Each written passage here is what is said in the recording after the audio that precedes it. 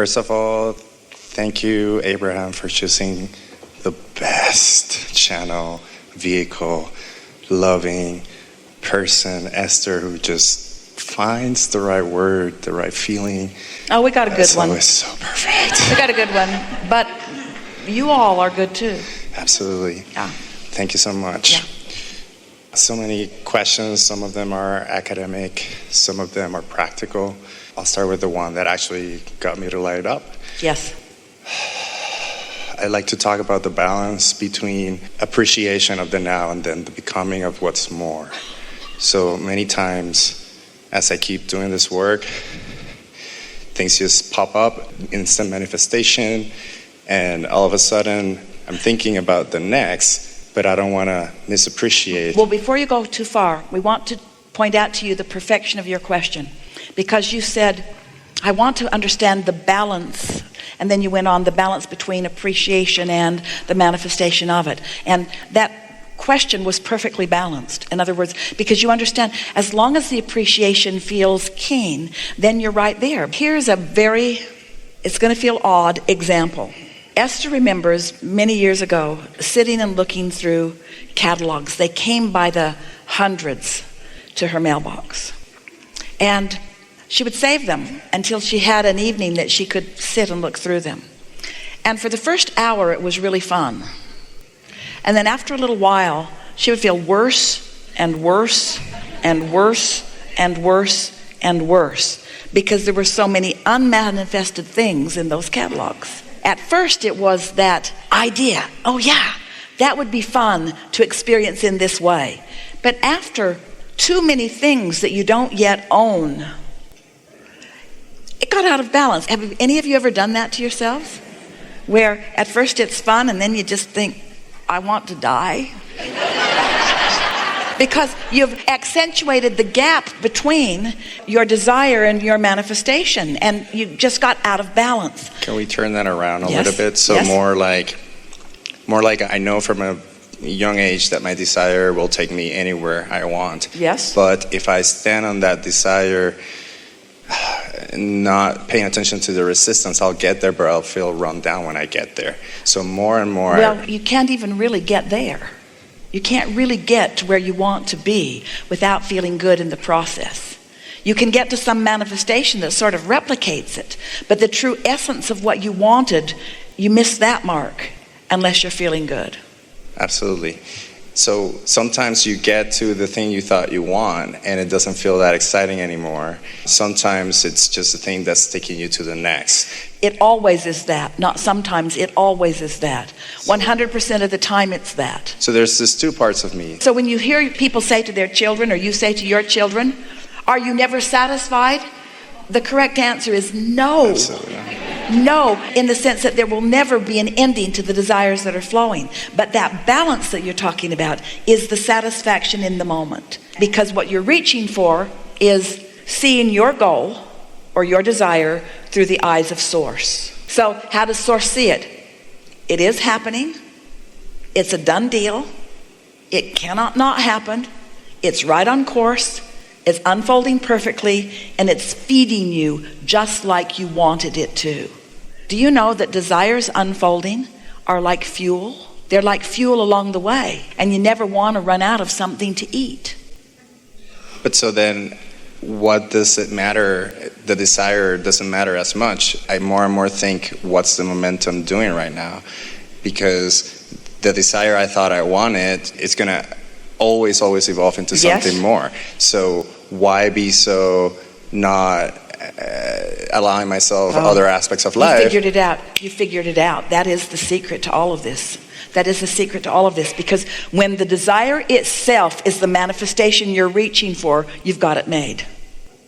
But when you need the manifestation of the desire, which isn't happening yet right now you're in this lackful place, and now the desire shuts down, and so do the impulses. When you're happy for the existence of the vortex, then the vortex must reveal itself to you in all of the tangible ways. And that's where the surprise and delight comes. But if the tangible ways are necessary for you to feel it, now you can't get there from there. Okay. So I always say, if you're not thrilled or satisfied, even in the becoming, you're missing the point. But there's a few things I'd like to clarify. Is there different levels of evolution between your inner being and my inner being, or is it one big collective evolution and doesn't even matter to make that separation? It doesn't matter to make the separation, but there are lots of points of focus. Okay, because I think other teachers will teach you, there's all, you talk about shifting, but it seems maybe for simplification, you sort of kind of focus on one reality that we're all sort of co-creating, whereas other people tell you, well, there's all these versions of you that you sort of kind of tune in like a TV or whatnot. You follow me all up to that point? If there's different realities and it matters just what I focus on, then that's great, because if I know someone was, say, being raped, but I'm not focusing on them, then the tree's not falling at all. It's not even happening. It's not just that I'm putting my head on the ground. Could you clarify that for me? As opposed to, I'm just not aware of this reality that's still happening. In order to make sense of this, it's important to understand that at the basis of everything that you want is a feeling. Everything that you want is for the feeling of the energy flowing through. And so what you were talking about earlier, we want to touch on that first. So which is it? Life helps me know that I want these things, and then these things become a bigger idea, and then the idea occurs to me, and now I'm ready to proclaim to the world, I want this. I desire this thing. At that point of the bursting forth of that desire, there is an energy rush that really is what you're all looking for all the time. So the optimum life experience would be to be able to keep yourself in the position where you could be translating the things that you've been asking for into the idea and into the idea and into the idea. The only diminishment of life is when you take that idea that now is flowing and for some unnecessary reason slow it down. And the reason that you slow it down is because you want to make it a reality now, and since it isn't a reality now, then you introduce lack or doubt into the equation, which doesn't allow it to keep going. Does that make sense to you? We're going to try to demonstrate it. So contrast helps you know that you would like to have this, and this, and this, and this, and this, and this, and this, and this, and this. And a lot of what you're living, because it's your same point of attraction, is putting a lot of similar things into your vortex. So here your vortex is, it's accumulating all of these things that you're asking for, and you are not even all that aware of what you're asking for, because life's coming fast and it's stacking up, and you can't really identify the pieces that you're putting in there, not really. But these pieces are becoming wholes, and these pieces and wholes of pieces are gathering cooperative components, and so there's quite a business going on here. In other words, there's something really remarkable that is happening that your inner being is just crazy for. Your inner being is just loving the becoming, because it's the evolution of the spirit, it's the evolution of the whole, it's the evolution of all that is, it's the evolution of this leading edge time and place. In other words, this is what you came for, this is what you're doing, it's all right on track, it's wonderful, wonderful, wonderful. So here it is, becoming, gestating, getting ready for you to get ready for it. And you are ready for it because you've been tuning in, you've been appreciating, you've been looking for positive aspects in things, you've been meditating, and you get a glimpse of it that is just intoxicating for a moment. The key in all of this is to keep yourself as best you can in that place of receiving the next idea and the next idea and the next idea and the next idea. And when you reach the place that you are hooked on the idea and you don't need the manifestation, then you'll have it, because then you'll always be in that sweet spot. Then you'll always be experiencing clarity. And strangest thing, all those manifestations will be raining down around you. And those who are watching it from the outside will think that your high is about the stuff. They won't understand that your high is about the high, and that the stuff is a consequence of that. Absolutely. We've been talking about this for a while in this way, and we think this is a good way to bring this all into a culminating place for you here today. If you need the thing to promote the feeling, you just can't get there from there. But if you believe that you can promote the feeling and you've mastered that, then the things have to come. Because once you've mastered the feeling, You've steadied the vibration. That's that balance you were asking about.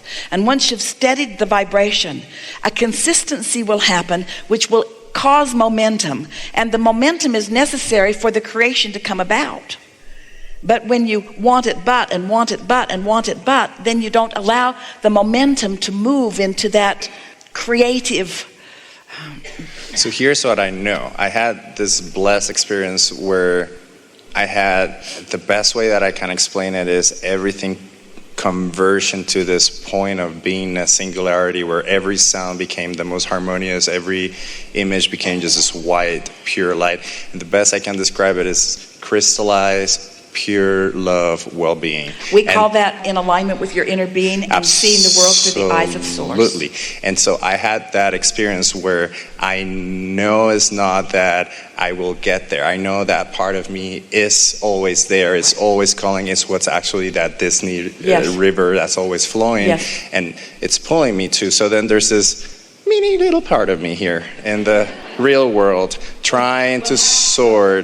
And so is that... Well, how are you going to keep that part of you from messing up that part of you? How are you going to keep that needed to manifest part of you to mess up the I'm in the zone part of you? Following my guidance always. And the answer to that, really, you're right, but it's caring about how you feel. And remembering that everything that you want is about how you feel anyway. And then, before you know it, you get the horse out ahead of the cart instead of the cart before the horse. And then you're out ahead of it. You're happy and then. You're happy and then. You're happy and then. You're happy and then.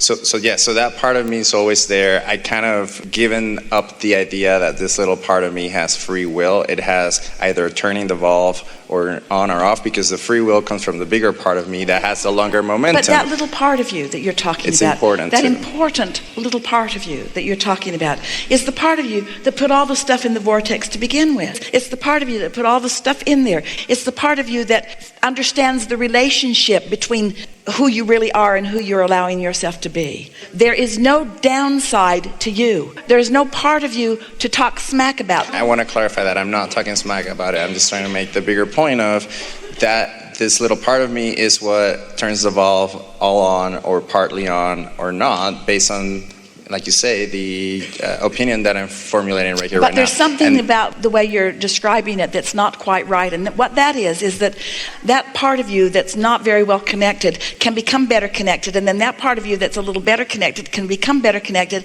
And that part of you that's better connected can become better connected. One leads to the other, leads to the other, leads to the other, leads to the other. And it does not matter where you tune in to where you are at any point in time. It doesn't matter how far away you think you are or how far away you really are from connection with who you really are. Who you really are is going to continue to call you and call you and call you and call you and call you. And now you know what you know, you're going to hear the calling and you're going to know what to do. We overtalk this and we overthink this and we make it more complicated than it needs to be.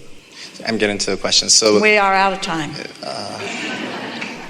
So you're getting to the question? You're just now getting to the question? What is the question? Like you say, every day you wake up and, you know, it's basking on it, it's getting to that, elevating yourself to that point. So every day I wake up and it's almost instantaneously. Sit on my bed and I just feel the flush of Source through me. There's other times where I do the exact same thing physically and I'm thinking the exact same thoughts, but there is sort of a underlying, unaware emotional part that's pulling somewhere else, and I don't always know why. And this is step 5, being okay with it and letting it play its momentum. It's being okay with it, and it's not trying too hard to figure it out. And it is this: when you know you're high, focus and watch yourself increase the momentum by your focus. When you know you're not there, bail out. Don't try to make it happen from there, because that just holds that place in that place that's strong enough that it'll keep showing up. If you don't try to fix that when it feels like that, you give your attention to it when it feels good and you withdraw your attention when it doesn't feel good, what happens is pretty soon that dissipates completely and it becomes a non-player in your experience.